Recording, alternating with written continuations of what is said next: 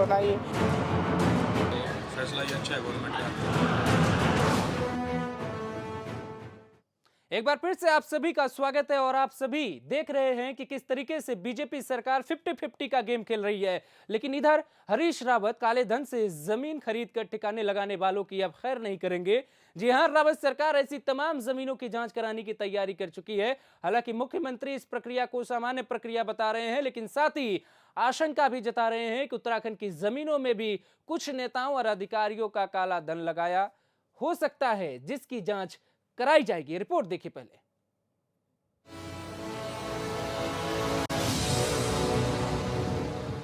नोटबंदी से पहले या नोटबंदी के बाद जिन धन्ना सेठों ने उत्तराखंड की जमीनों की बड़े पैमाने पर खरीद फरोख्त की है, अब उन लोगों की शामत आने वाली है। जी हां, राज्य सरकार ने जमीनों के बड़े खरीद फरोख्त करने वालों की जांच के लिए एक एसआईटी गठित की है। यानी साफ है कि जिन लोगों ने अपने काले धन को जमीनों में ठिकाने लगाया है, अब वही होशियारी उनके लिए मुसीबत बनने वाली है।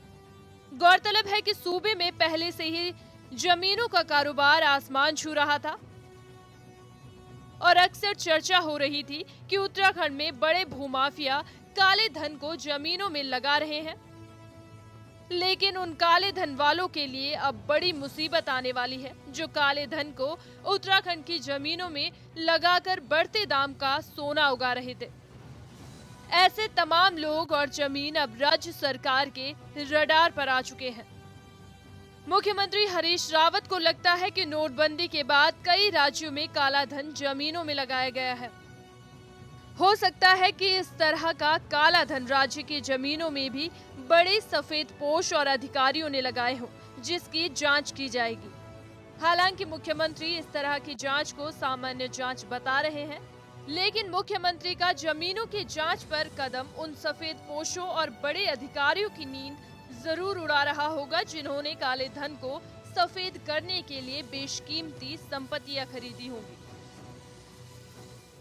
बड़े पैमाने पर इस दौरान काला धन जो है कई राज्यों में जमीनों में प्रॉपर्टीज में आया है, तो हम अपने राज्य के अंदर भी जांच करना चाहते हैं। और वो एक सामान्य प्रक्रिया है, वो एक सामान्य प्रक्रिया है, उसमें कोई राजनीति न देखी जाए।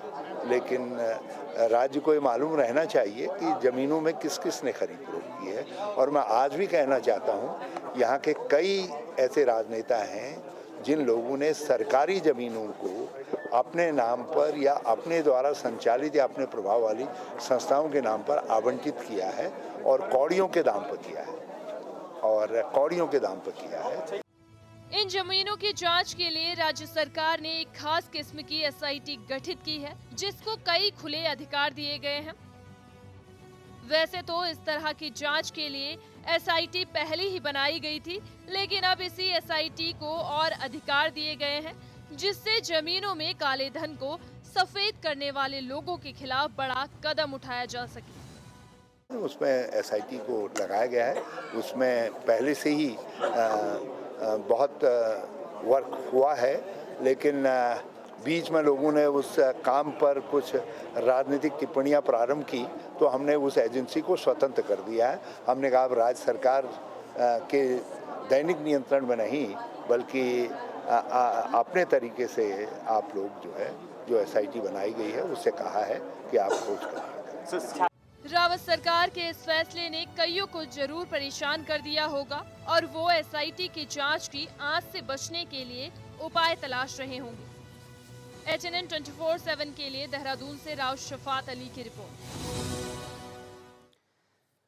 बिल्कुल, अपने बाइट में ही, अपनी बातों में ही, अपने जवाब में ही मुख्यमंत्री हरीश रावत ये कह रहे हैं, भ्रष्टाचार के खिलाफ जब प्रधानमंत्री नरेंद्र मोदी लड़ाई लड़ रहे हैं तो हरीश रावत का भी ये कदम माना जा सकता है। लेकिन आर्थिकी मामलों के जानकार पीसी थपियाल साहब, मुख्यमंत्री साहब पहले ही कह रहे हैं कि मामला सामान्य है। देखिए, जब मुख्यमंत्री जी ने हमारे यहाँ दायित्व संभाला, तो उन्होंने दायित्व संभालते ही कहा था कि मैं जो बेनामी प्रॉपर्टीज़ हैं इनके ऊपर उन्होंने एक एसआईटी गठित की थी और उन्होंने आर्य जी को उसका अध्यक्ष बनाया, दिनेश अग्रवाल जी और दिनेश धनई जी को उसमें मेंबर रखा। खैर आज दिन तक उसकी बैठक नहीं हुई, ये दीगर बात है। लेकिन आगे चलते हुए जिस तरह से इन्होंने कदम उठाने थे वो नहीं उठा पाए, क्योंकि आज इस देश की व्यवस्था ऐसे हो चुकी है, चाहे भारतीय जनता पार्टी ईमानदार होकर छाती फोड़ रही हो, चाहे कांग्रेस के नेता ईमानदार बनने की कोशिश कर रहे हो, लेकिन ये देश पूरा का पूरा बेईमान है। अगर आज हम कहीं भी मार्केट में मैं खरीदने जाता हूँ, एक साड़ी खरीदता हूँ और लाला मेरे को कहता है कि तुम्हें बिल चाहिए तो इतना पैसा लगेगा, मैं बोलता हूँ भाई मेरे को बिल नहीं चाहिए। मैं ऑब्जेक्शन करता हूं, देखिए आप इस तरह नहीं देखिए मैं इसमें ऑब्जेक्शन करता हूं, इस तरह आप व्यापारी को इस तरह आप चोर नहीं ठहरा सकते। मैं व्यापारी को चोर नहीं बोल रहा, देखिए ये थपलियाल साहब, अग्रवाल साहब की भावनाओं को समझिए। व्यापारी को और लाला कह के इस तरह खादो गीता की कसम, बड़े ईमानदार बन रहे हो आप। व्यापारी वर्ग के लिए इस तरह मैं व्यापारी वर्ग के लिए नहीं कर सकते, ये हम कतई ये आदमी बोलने देंगे। आप थपलियाल साहब आप अपने शब्द वापस लीजिए कि व्यापारी चोर है। व्यापारी कभी चोर नहीं है, व्यापारी ईमानदारी भैया ईमानदार है। आपने कहा कि पूरा हिंदुस्तान चोर है, पूरा हिंदुस्तान के व्यापारी चोर हैं, ये आप अपने शब्द वापस लीजिए थपलियाल साहब। मुझे बहुत ऑब्जेक्शन है, आप किसी भी बिरादरी के लिए व्यक्ति ने सुना ही नहीं मैं क्या बोल रहा हूँ, मैं क्या बोल रहा हूँ, बिल्कुल भी मैं क्या बोल रहा हूँ, इन्होंने सुना नहीं। ये बिल्कुल गलत है। बहुत सीनियर और बहुत सिंसियर आदमी है, आपकी अग्रवाल साहब आप माफी मंगवाना चाहते हैं तो आप सुन लीजिए।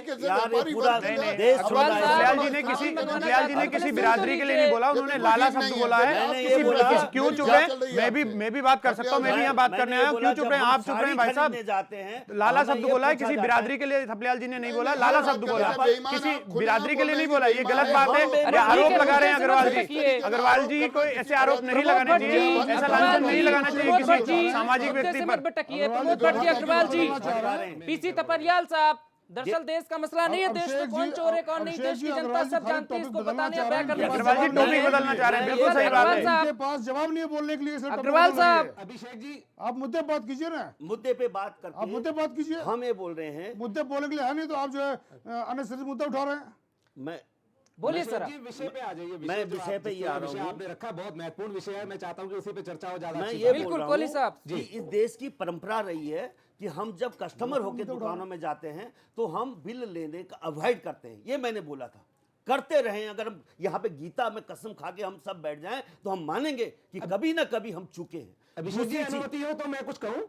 बिल्कुल कहिए। मैं अभिषेक जी एक बात कहना चाह रहा हूँ कि जो एसआईटी की बात हो रही है और जो बेनामी संपत्ति अधिनियम की बात हो रही है, देखो सरकार जिस समय सीएम साहब मुख्यमंत्री बने हुए उनको 2.5 साल हो गए, और पिछले मैं 1-1.5 साल से ये सुनता आ रहा हूँ, सीएम साहब ने कई बार कहा इस बात को कि यहाँ जो सरकारी जमीनों के जो आवंटन हुए हैं उनके खिलाफ जो जांच होगी और बेनामी संपत्ति वालों के खिलाफ जांच होगी। हालांकि जो कांग्रेस हमारा दल है, यहाँ का स्टेट का दल है, उसने भी कई बार ये सवाल उठाए सीएम साहब से कि राज्य बनने के बाद से अब तक जितनी भी जो सरकारी जमीनों के आवंटन सरकारी एनजीओस को हुए हैं या धार्मिक संस्थानों को हुए हैं या एजुकेशनल इंस्टीट्यूट्स को हुए हैं, उन सब की एक बार जांच होनी चाहिए।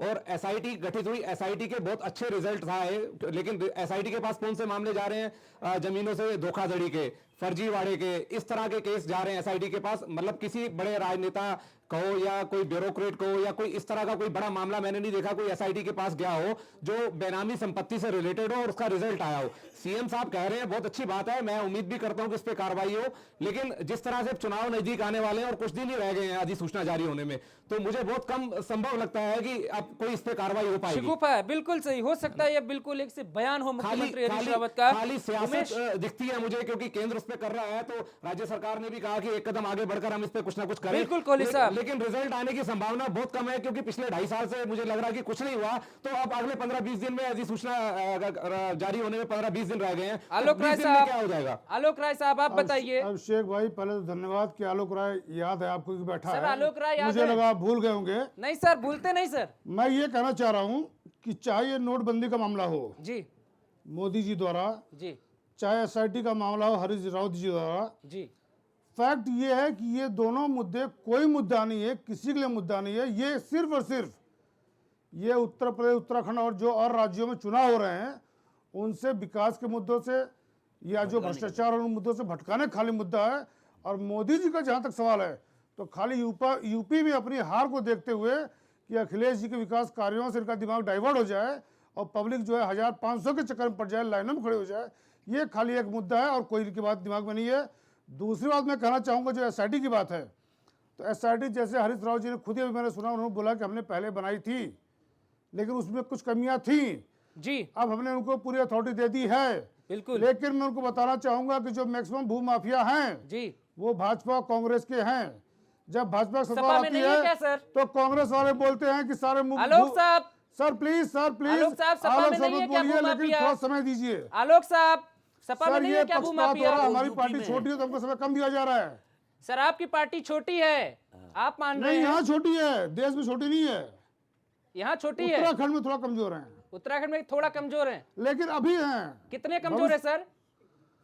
इतने कमजोर है कि हम तीसरी ताकत है यहाँ पे। इतने और कमजोर हैं, उत्तराखंड सर? की अगली सरकार हमारे दम पे बनेगी, ये सच्चाई मान लीजिए। सर कितने कमजोर है? एक सीट भी नहीं आई। नहीं, कह तो रहा हूँ कि अभी कमजोर हैं। चलिए सर, आपके पास आएंगे। 2017 में उत्तराखंड की सरकार समाजवादी पार्टी के दम पे बनेगी, ये आज आपके चैनल के माध्यम से मैं स्पष्ट करना चाहता हूँ। अरे राघव साहब कुछ कहना चाहते हैं आपकी बातों पर, सर जवाब दीजिए। मैं एक तो एसआईटी पर बताना चाहता हूँ जी। कि जो ये एसआईटी गठित किए, ये अगर आप चाहते हैं कि बेनामी संपत्ति का कुछ निकाल पाएंगे तो मुझे बहुत इस पर उम्मीद नहीं है। जी, पहली बात, जो भी रजिस्ट्री होती है वो रजिस्ट्री होती है गवर्नमेंट वैल्यू के ऊपर, जी, उसी को इनकम टैक्स भी कंसीडर करता है। अगर मैंने कोई संपत्ति ली है, भले ही वो 1 करोड़ की है और मैंने 40 लाख में उसकी रजिस्ट्री कराई है जी। और 40 लाख की उसकी गवर्नमेंट वैल्यू है, तो कोई एसआईटी इसमें बेईमानी के या काला धन के दिए हैं। और ना एसआईटी को कोई ऐसा अधिकार है, क्योंकि यहाँ पर न्यायालय भी हैं। जब न्यायालय में वो चीज़ जाएगी तो वो कानून से ये बात आएगी कि साहब ये गवर्नमेंट रेट इसका क्या है और इनकम टैक्स में क्या है। तो इस एसआईटी से बहुत ज़्यादा उम्मीद नहीं है। और शायद बिल्कुल बिल्कुल शायद इसीलिए वो कह रहे हैं कि ठीक है, प्रक्रिया बहुत ये सामान्य एक होगी। सगुफा है, इसका कुछ नहीं होने वाला। सिर्फ ये दिखाने के लिए साहब हम अपने इतने ईमानदार हैं। जहां तक भूमाफियाओं की बात है, ठीक है, कांग्रेस माननीय मुख्यमंत्री के एक लेफ्टिनेंट है, कांग्रेस से जवाब ले लेते हैं सर, उनका मैं आपका नाम नहीं शिगुफा लूंगा, है, सब सर। जानते हैं, उनसे बड़ा भूमाफिया शहर में कोई नहीं है। और एक थपलियाल साहब, मैं आपसे ससम्मान रिक्वेस्ट करूंगा, आपने कहा इस देश के ये देश चोर है, मैं उसके लिए आपसे चाहूंगा कि आप उसे कहें कि आप अपनी वापस लेते। ये देश चोर नहीं है, देश के लोग चोर हो सकते हैं कुछ, लेकिन ये देश चोर नहीं है। ससम्मान मैं आपको कहूंगा, आपकी ये बात कभी भी ये नहीं बोला कि ये देश सर, आप चोर लोग है। इसी मुद्दे मैंने पे कहा लड़े। कभी ना कभी हम लोग हमेशा बिल अवॉइड करते रहे हैं, ये सारा देश जानता है। सर ठीक ये है, बिल देश- चोरी का मामला रहता है, उस दिन एक दिन डिबेट रख लेंगे, थपियाल साहब आप आ जाइएगा, उस पर बाकायदे बहस कर लेंगे। लेकिन कांग्रेस से संजय भट्ट साहब जवाब दीजिए, आपकी पार्टी पे बहुत बड़े बड़े आरोप लग गए, मुख्यमंत्री हरीश रावत शिगुफा छोड़ रहे हैं और न जाने क्या क्या बोल दिया। देखिए, सभी जानते हैं कि जिस प्रकार से आपदा आई उसके बाद उत्तराखंड में केंद्र ने बिल्कुल मदद नहीं की और आज केंद्र के 6 पहलवान मंत्री यहाँ आ सर, रहे आपदा आई हैं थी तो सरकार चुनाव के लिए। जी, मेरी बात तो पूरी सुन लीजिएगा। बोलिए। और उस आपदा के बाद जब हरीश रावत जी ने आपदा को के लिए कार्य किया, आज विकास कार्य आपदा के बाद बावजूद 12 लाख से अधिक पर्यटक उत्तराखंड में आए और पर्यटकों ने बाबा केदार के दर्शन किए और यहाँ जो वो पैसा लेके आए उन्होंने खर्च किया, वो पैसा सर्कुलेट हुआ, सब में धीरे धीरे गया वो पैसा। तो विकास के लिए जो काम हरीश रावत जी कर रहे थे वो कर रहे थे। और बीच में एक हमारे माननीय प्रधानमंत्री जी ने अपने कुछ लोग भेजे, कैलाश विजयवर्गीय जैसे, और यहाँ उत्तराखंड में पहली बार राष्ट्रपति शासन लगा और उसके बाद हमारा जो विकास का पहिया था वो अवरुद्ध हुआ। उसके बाद यहाँ का बजट भी, इसीलिए आपने एसआईटी जांच शुरू करा दी। इसके बाद केंद्र सरकार ने हमारा बजट भी रोक दिया सर, था। राष्ट्रपति शासन से इस डिबेट का कोई लेना देना नहीं, अलग विषय, फिर अलग विषय रखेंगे। मेरा सवाल ये था, जी, उसी पे आ रहा हूँ, मैं आपके मित्र से सवाल पूछ लेता हूँ, अग्रवाल साहब से। आप मेरी बात तो सुन लीजिए, मैं उसी आपके प्रश्न पर ही तो आ रहा था। सांडिली, सीधे आइए सर, शॉर्टकट नहीं, सीधे आइए। लेकिन शॉर्टकट नहीं, लॉन्ग कट ही आऊंगा। सांडिली, यही मैं कहना चाह रहा था कि जो उसके बाद एसआईटी गठित की गई और एसआईटी ने जांच जैसी भी की, और जैसा कि अभी बता रहे थे राघव साहब कि उनके पास छोटे छोटे वो पहुंच रहे हैं और कोई बड़ा नहीं पकड़ा जा रहा है, या जो व्यक्ति संपत्ति खरीदता है वो 1 करोड़ की खरीदता है और 40 लाख ही दिखाता है, उसमें पकड़ा जाने का बहुत ही कम चांसेस होते हैं। लेकिन बेनामी संपत्ति दूसरी होती है, जो मैं दूसरे के नाम पे खरीद के रख देता हूं, उसे बेनामी संपत्ति आप उसकी जांच करवाएंगे सर? वो जांच होनी भी चाहिए। सर, सवाल यह है कि चुनाव से ठीक पहले ऐसा फैसला क्यों लिया गया, जब चुनाव में बस 1 महीने ही बाकी होंगे कि अभी आचार संहिता लग जाएगी? उमेश अग्रवाल साहब, आपके फैसले से, आपकी नोटबंदी से, आपके प्रधानमंत्री 8 बजे आते हैं, हजारों 500 के नोट कागज के टुकड़े हो जाएंगे। उसके बाद बीजेपी के प्रवक्ता कहते हैं कांग्रेस के पेट में दर्द है। अगर एसआईटी जांच हो रही है तो आपके भी पेट में दर्द हो सकता है। देखिए, कुल मिलाकर ये एसआईटी जांच एक चुनावी हथकंडा है। आज जिस तरीके से सर, कांग्रेस और सभी राजनीतिक दल विपक्ष बैकफुट पर आया है, उसकी एक असफल तोड़ निकालने का प्रयास हरीश रावत जी ने किया है। हरीश रावत जी की एक आदत रही है कि कोई भी योजना अगर केंद्र से लागू हुई तो उसकी एक डुप्लीकेट असफल योजना ये जरूर लागू करते हैं। आज हरीश रावत जी को मालूम है कि इस नोटबंदी की सफलता के बाद जिस प्रकार अपार काला धन सड़कों पर आया और अपार काला धन समाप्ति की ओर है, अब अगला जो टारगेट है वो बेनामी संपत्ति पर है। आपने एक फर्जी तरीके से उस बेनामी संपत्ति को टारगेट करने के लिए एक एसआईटी बनाने का असफल प्रयास किया। अरे 5 साल से कहां थे हरीश रावत जी? अब 5 साल बाद आपको ध्यान आया जब मोदी जी ने काले धन के ऊपर प्रहार किया तो आपको अचानक ध्यान आया, अरे ये मोदी तो बहुत आगे निकल जाएगा। मणिपुर के चुनाव, गोवा के चुनाव, पंजाब के चुनाव, 5 राज्यों में चुनाव है। इसी के चक्कर में मोदी जी ने, ताकि लोग महंगाई, ताकि लोग 30 रुपए किलो आटा भूल जाए, ताकि लोग चने की दाल जो 40 रुपए किलो बिकती थी वो 160 रुपए किलो बिक रही है उसे भूल जाए, जो अरहर की दाल 60 रुपए किलो बिकती थी वो 220 रुपए किलो तक बिकी है मोदी जी के आने पर। इसीलिए मोदी जी ने सिगु को छोड़ा है ताकि चुनाव के टाइम पर, चुनाव के समय पर सब लोग ये भूल जाएं कि महंगाई हो रही है। सर्जिकल स्ट्राइक के बाद हिंदुस्तान पे लगातार हमले हो रहे हैं, डेली 3, 4, 5 सैनिक हमारे शहीद हो रहे हैं, वो भूल जाएं। इसीलिए मोदी जी ने ये एक नया शगुफा छोड़ दिया। मोदी जी सिर्फ और सिर्फ हिटलर शाही की तरीके से काम करते हैं। उन्होंने बिल्कुल भी ठीक से काम किया होता तो आज देश को ये दिन न देखना पड़ता। आज अरबों खरबों रुपया हमारे नए नोट छापने में न जाता। और जब उर्जित पटेल जो कि रिलायंस में पहले काम करते थे, उन्हें बनाने का सीधा सीधा मतलब है कि आप रिलायंस को फायदा दिलाना चाहते थे। और इसी प्रकार इसीलिए जियो सिम जारी हुआ और सारा काला धन काम अच्छा हो रहा है, रिलायंस वालों का उसमें लगा दिया गया। यही काम मोदी जी ने किया है। मोदी जी ने बिल्कुल यही काम किया है। उनको टारगेट कर रहे हैं आप। इसके अलावा उर्जित पटेल जब उमेश अग्रवाल साहब, 6 सितंबर को उमेश अग्रवाल साहब, भट्ट साहब आपके पास आएंगे। एक सवाल बीजेपी से पूछना जरूरी है। दरअसल आपने अपने जवाब में कहा था कि कांग्रेस सिर्फ चुनावी समीकरण को तैयार करने के लिए एसआईटी की जांच करा रही है। इन बात का जरा फर्क समझाइए सर। आपके प्रधानमंत्री कुछ करें। आपका बहुत धन्यवाद सर। अगर आपके प्रधानमंत्री, अग्रवाल साहब धन्यवाद बोल लीजिएगा बाद में, आपके प्रधानमंत्री अगर नोट बंद कर दें तो वो चुनावी समीकरण नहीं, मुख्यमंत्री हरीश रावत अगर एसआईटी की जांच की बात करें तो वो राजनीतिक समीकरण बिल्कुल है। कैसे? मैं बता रहा हूं, आप 2 मिनट सुनिए तो सही है मेरी बात सर। मैं आपको बिल्कुल साबित करके दिखाऊंगा।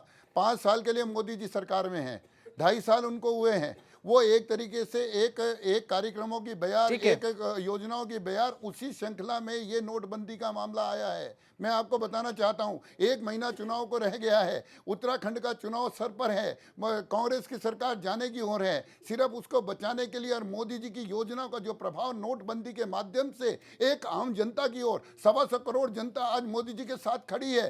चंद ये कुछ एक नेता जिनके घरों के काला धन पर जिन पर टारगेट हुआ है, उन कुछ एक नेताओं के अलावा आज 125 करोड़ जनता आज मोदी जी के साथ खड़ी है। और उसकी डुप्लीकेसी करने के लिए, अपने फेस को धोने के लिए आपने ये इस तरीके का एक कार्यक्रम चलाया।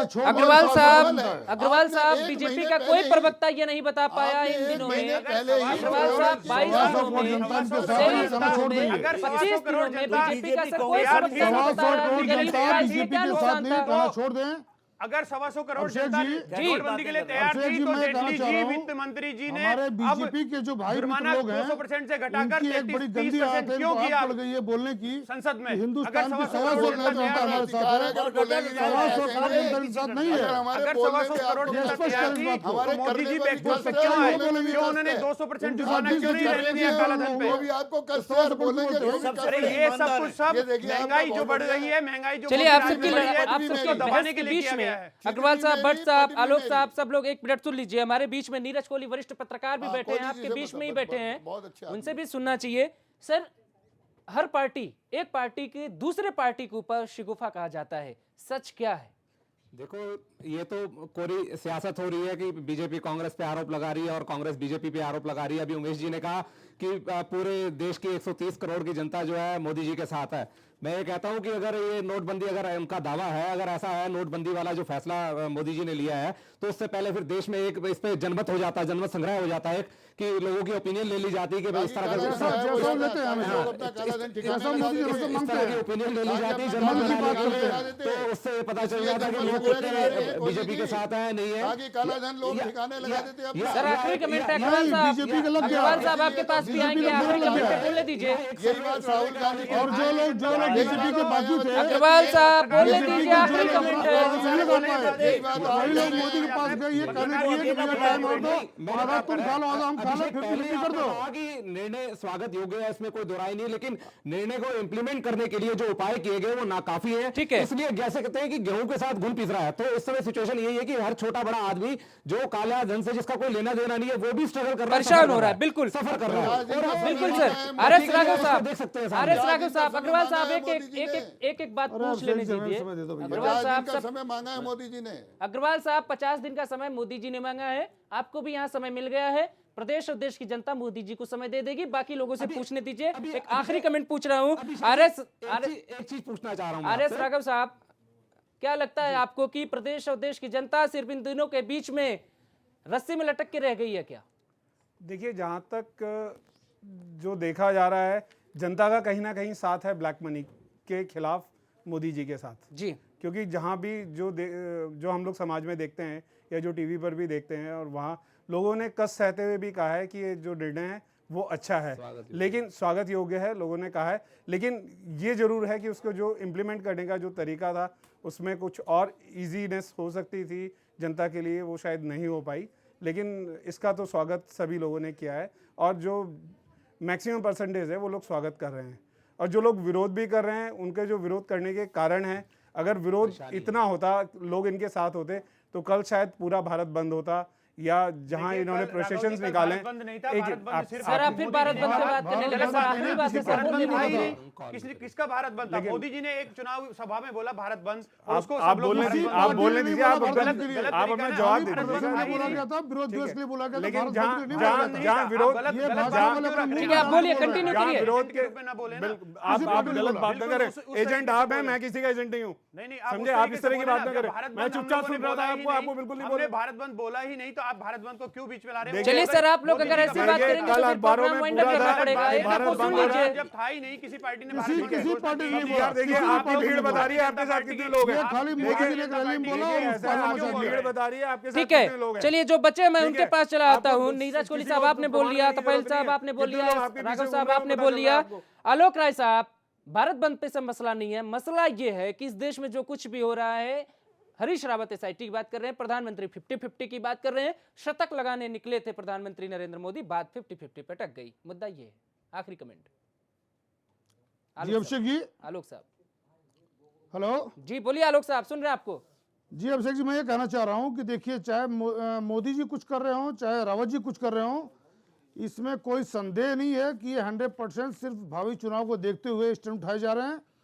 मोदी जी का भी ठीक अपना है, जो स्टैंड शुक्रिया सर। हाँ, मैं इतना सुनिए, मैं इतना कहना चाहूंगा सर कि बाकी जो लोग भी मोदी बोलने जी का की मौका इमेज बनी दीजिए। थी, अग्रवाल साहब गुस्सा हो पिछले जाएंगे, 2-2.5 अग्रवाल साल साहब में वो गुस्सा हो इमेज जाएंगे डैमेज हुई सर। आज के स्टेप से। सर अग्रवाल साहब गुस्सा हो जाएंगे। दरअसल उन्होंने अपने आप में बोला कि कटघरे में खड़े तो बीजेपी का बोलने का मौका। सर आखिरी कमेंट, कटघरे से कैसे निकलेंगे आप? देखिए, सबसे बड़ी बात यह है कि जब जनता साथ होती है तब हमें विपक्षी कोई परवाह नहीं है। आज पूरे देश की जनता मोदी जी के साथ है, भारतीय जनता पार्टी के साथ है, केंद्र सरकार के साथ है। ये हमारी बहुत बड़ी सफलता है। मोदी जी ने 50 दिन का समय मांगा है, 50 दिन तक कष्ट आज एक सिपाही की तरह हमारी जनता भुगत रही है, और हंस कर भुगत रही है। ऐसा नहीं है मैं भी सुखी हूँ, लोग सब परेशान हैं, लेकिन ये परेशानी 50 दिन की है, और उस परेशानी के सबब में 50 दिन बाद एक हो सकता अरबों है हल हो खरबों का जाए। काला धन बाहर निकल रहा है। ये एक बहुत बड़ी सफलता है। ठीक है सर। संजय भट्ट साहब, आपसे आखिरी कमेंट जानना चाहते हैं। कांग्रेस जब जब कुछ बोलना चाहती है, बीजेपी ये कहती है कि पेट में दर्द है। देखिए, पेट में दर्द तो होगा ही बीजेपी के।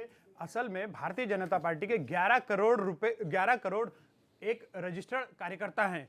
साथ में मोदी जी को ट्विटर पे 2 करोड़ लोग फॉलो करते हैं। जब मोदी जी की एक ऐप आई काला धन को लेके, तो उसमें सिर्फ 5 लाख वोट पड़े, यानी कि 10.5 करोड़ से ज्यादा, यानी 11 करोड़ के लगभग लोग इस नोटबंदी के फैसले में मोदी जी के साथ नहीं थे, भारतीय जनता पार्टी के। देश की तो 125 करोड़ की तो बात छोड़ दीजिए। तो इसमें साफ साफ है, जब आपके 5 लाख लोग ही समर्थन कर रहे हैं, बाकी देश की जनता उस ऐप में जाके वोट देती ही नहीं है, तो ये फ्लॉप्सों के सिवा कुछ भट्ट साहब, आप भी एक ऐप बना लीजिए। आप ये जान लीजिए नोटबंदी के खिलाफ में कितने लोग हैं। आप सभी का तमाम बहुत बहुत शुक्रिया। आप 6 लोग हमारे साथ जुड़े, अपनी बात रखी, इसलिए आपका बहुत बहुत शुक्रिया। वेतन मिलने में बचे हैं 2 दिन। आज 29 तारीख है और कल 1 तारीख को केंद्र और राज्य में तमाम सरकारी और प्राइवेट कंपनियां अपने कर्मचारियों को वेतन बांटेंगी। लेकिन बड़ा सवाल यह है कि राज्य में कहीं 50-50 का गेम चल रहा है तो कहीं एसआईटी का गेम चल रहा है। प्रधानमंत्री नरेंद्र मोदी निकले थे अपनी एक योजना को लेकर 1500 को नोट को बंद करके भ्रष्टाचार मिटाने का, लेकिन लगता है वो लकीर संसद में आज मिट गई, क्योंकि प्रधानमंत्री और उनकी टीम ने एक बिल पेश किया जिसको संशोधन कर दिया कि अब 50% आप पैसा जमा करिए और 50% निकाल लीजिए। प्राइम टाइम डिबेट में आज मेरे साथ बस इतना है, लेकिन HNN 24/7 पे खबरों का सिलसिला लगातार जारी है। बने रहिए हमारे साथ। नमस्कार। वन टाइम पॉलिसी कोई बनाइए। फैसला ये अच्छा है गवर्नमेंट का।